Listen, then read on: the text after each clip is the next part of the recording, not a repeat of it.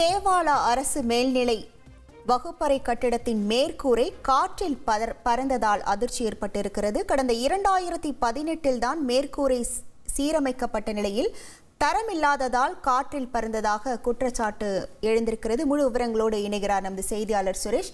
வணக்கம் சுரேஷ், என்ன குற்றச்சாட்டை முன்வைக்கிறார்கள்? முழு விவரங்கள்.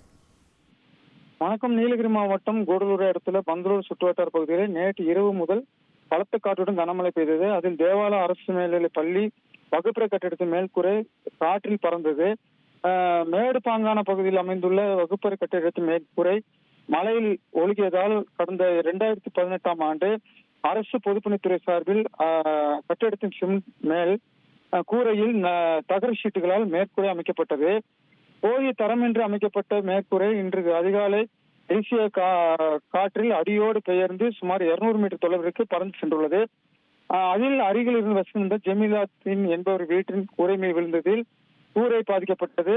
மேலும் பறந்த ஷீட்டுகள் வீட்டின் ஒரு பக்கம் மேல் கூரையை மட்டுமே உடைத்து வாசலில் விழுந்தது. இதனால் வீட்டில் உறங்கிக் கொண்டவர்கள் அதிர்ஷ்டவசமாக உயிர் தப்பினர். பகல் நேரத்தில் இந்த சம்பவம் நடந்திருந்தால் பெரிய அளவிலான பாதிப்புகள் ஏற்படும். குறிப்பாக இன்று அந்த பள்ளி விடுமுறை என்பதால் மாணவர்கள் வராத சூழ்நிலையில் அந்த பெரிய பாதிப்புகள் தவிர்க்கப்பட்டது. உங்கள் தந்திவன் தொலைக்காட்சியில் திருவாய் மலர்வாய் திங்கள் தோறும் இரவு 8 மணிக்கு காண தவறாதீர்கள்.